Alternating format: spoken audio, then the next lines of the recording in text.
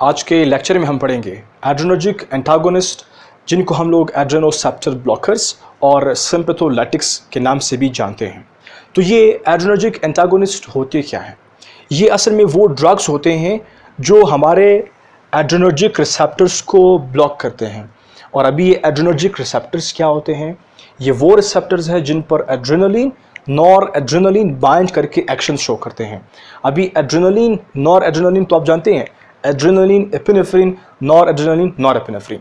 तो हमारी adrenergic receptors जो हैं वो अल्फ़ा और बीटा पर मुश्तमिल है। अल्फ़ा के फर्दर हमारे पास दो टाइप्स है, अल्फ़ा 1 अल्फ़ा 2। बीटा के हमारे पास बीटा 1 2 3। तो आज के लेक्चर में हम अल्फ़ा की दो सब टाइप्स और इंक्रीज करके पढ़ेंगे, वो है अल्फ़ा 1A 1B। इनके और भी सब टाइप्स हैं।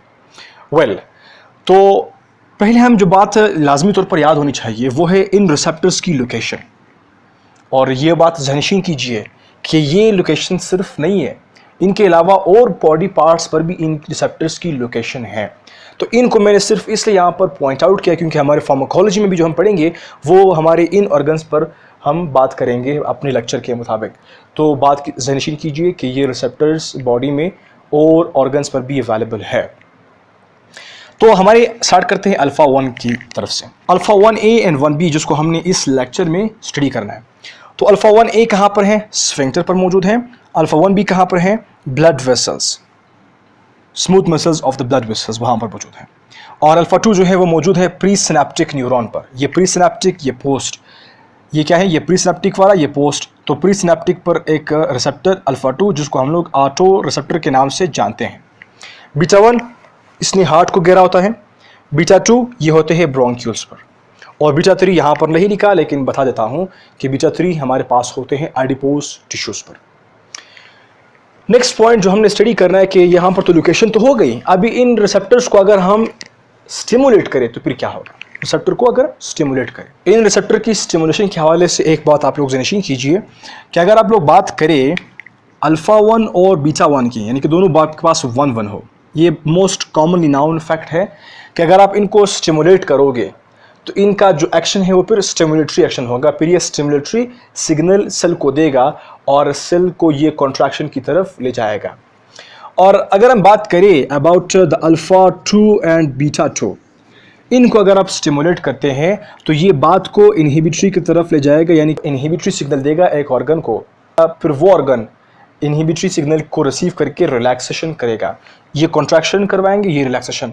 और एक और बात ज़हनशीन कीजिए, इन रिसेप्टर के फंक्शंस बॉडी में और भी डिफरेंट हैं, लेकिन अभी इस लेक्चर के मुताबिक ये दो फंक्शन आप लोग ज़हनशीन कीजिए। अल्फ़ा 1 बीटा 1 जब स्टिमुलेट होंगे कॉन्ट्रैक्शन करवाएंगे, और अल्फ़ा 2 बीटा 2 जब स्टिमुलेट होंगे तो ये रिलैक्सेशन कॉज करवाएंगे। और भी फंक्शंस हैं, ये बात ज़हनशीन कीजिए। तो अभी अगर हम इनको स्टिमुलेट करते हैं एज अ होल, अल्फ़ा 1 को स्टिमुलेट किया, कौन सा वाला? Alpha 1B। स्टिमुलेशन से क्या होगा? ब्लड वेसल कॉन्ट्रैक्शन करेंगे क्योंकि अल्फ़ा 1 है ना, अल्फ़ा 1 बीटा 1।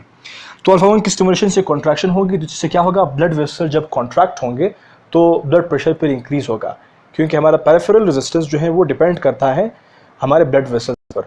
जब ये कॉन्ट्रैक्ट होंगे तो इससे फिर ब्लड का प्रेशर बढ़ेगा। और यही अल्फ़ा 1A का जो टाइप है स्फिंक्टर पर, जब ये स्टिमुलेट होगा तो ये फिर कॉन्ट्रैक्शन करवाएगा स्फिंक्टर का, जिससे यूरिन जो है वो ब्लैडर में स्टे करेगा, यानी कि यूरिनरी रिटेंशन होगी, यूरिन बाहर नहीं जाएगा। तो ये दोनों क्या हो गए? स्टिमुलेशन के बाद इनके एक्शन हो गए। और अभी हम आते टुवर्ड्स बीटा 1। अल्फ़ा 1 हो गया, बीटा 1 भी स्टिमुलेटरी है। तो बीटा 1 को जब आप स्टिमुलेट करोगे ये फिर क्या करवाएगा? इनका जो काम है वो हार्ट पर है, तो हार्ट की जो कॉन्ट्रैक्टिलिटी है, हार्ट रेट है, उसको ये बढ़ाएगा।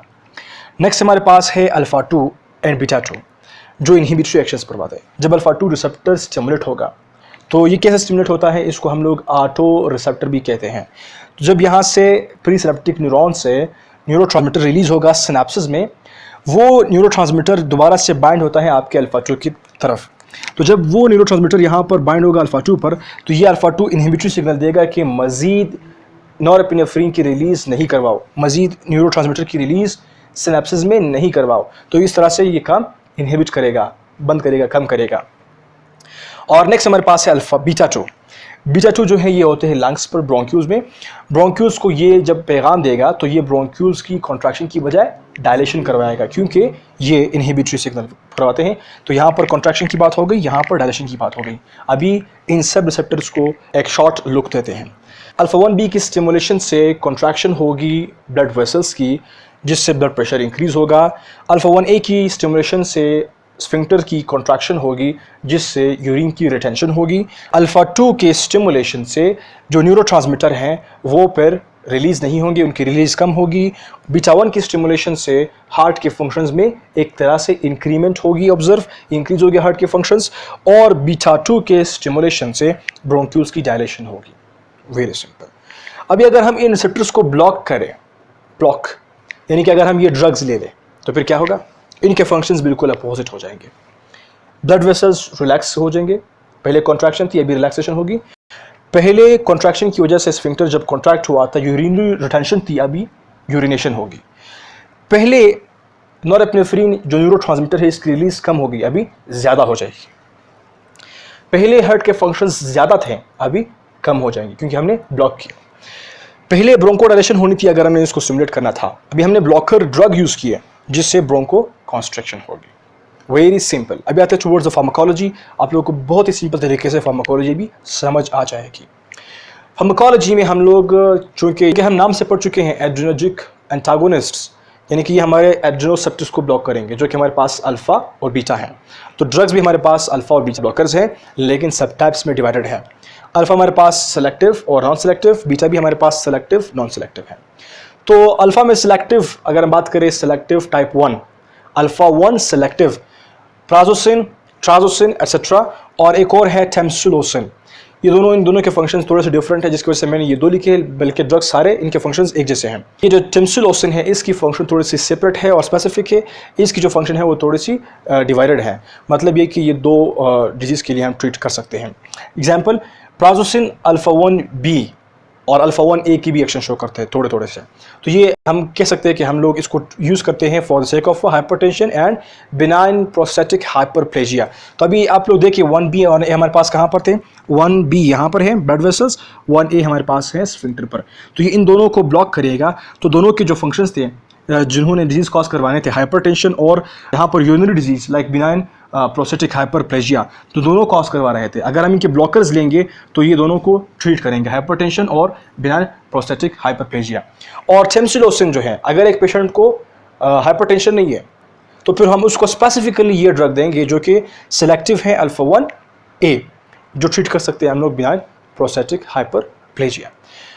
सिलेक्टिव अल्फ़ा 2 एग्जाम्पल हमारे पास जो हिम्बिन है, ये एक रिसर्च ड्रग है, लेकिन पहले जो था ये for the sake of sexual functions like erectile dysfunction के लिए यूज़ किया जाता था। अभी just for the sake of research हम यूज़ करते हैं। नेक्स्ट हमारे पास है अल्फ़ा 1 अल्फ़ा 2 नॉन सिलेक्टिव। इसमें हमारे पास फर्दर दो टाइप्स हैं, इरिवर्सिबल और रिवर्सिबल। ये एंटागोनिस्ट ड्रग्स अल्फ़ा 1 को भी अल्फ़ा 2 को भी दोनों को इक्वली ब्लॉक करेगा। इनके जो ड्रग्स हमारे पास इरिवर्सिबल और रिवर्सिबल है, इरिवर्सिबल हमारे पास है फिनॉक्सीबेंजामीन और रिवर्सिबल हमारे पास है फेंटोलामीन। ये दोनों ड्रग्स ब्लॉक करते हैं हमारे अल्फ़ा 1 अल्फ़ा 2 को, लेकिन फिनॉक्सीबेंजामीन इरिवर्सिबली बाइंड करता है इन रिसेप्टर्स को, इसका काम ख़त्म कर देगा। फिर अगर किसी ऑर्गन्स पर जो अल्फ़ा 1 अल्फ़ा 2 रिसेप्टर मौजूद हैं, उन्होंने अगर फंक्शन करना हो या फंक्शनल बनना हो तो फिर उस ऑर्गन्स ने नए रिसेप्टर बनाने पड़ते हैं, क्योंकि इनका काम जो है वो फिनॉक्सीबेंजामीन ख़त्म कर देगा। फेंटोलामीन जो है वो रिवर्सिबल है, वो दोबारा से जब आप किसी और ड्रग की जो कंसंट्रेशन है इसके मुताबिक बढ़ाओगे तो फिर ये जो है दोबारा से डिटेच हो जाएगा, क्योंकि ये रिवर्सिबली बाइंड करता है। That's it. तो इनका जो फंक्शन है, मेन फंक्शन, और भी फंक्शंस है जो मेन ऑब्जर्व्ड थेरेप्यूटिक यूज या क्लिनिकल यूज में हम बात करते हैं, वो है फियोक्रोमोसाइटोमा, जो कि एड्रेनल मेडुला का ट्यूमर है। तो ट्यूमर को ट्रीट करने के लिए हम लोग ये दोनों ड्रग्स यूज़ करते हैं। ड्यू टू द एक्शंस फिर हम इनको डिवाइड करते हैं। ये रिवर्सिबल का जो एक्शन है वो है फॉर अबाउट 4 to 5 आवर्स, लेकिन जो फिनॉक्सीबेंजामीन है इसका एक्शन 12 आवर्स से बढ़ करके तकरीबन 48 तक ये पहुंच सकता है, 48 आवर्स तक, क्योंकि फिनॉक्सीबेंजामीन जो है वो इरिवर्सिबल एक्शन है। That's it, very simple.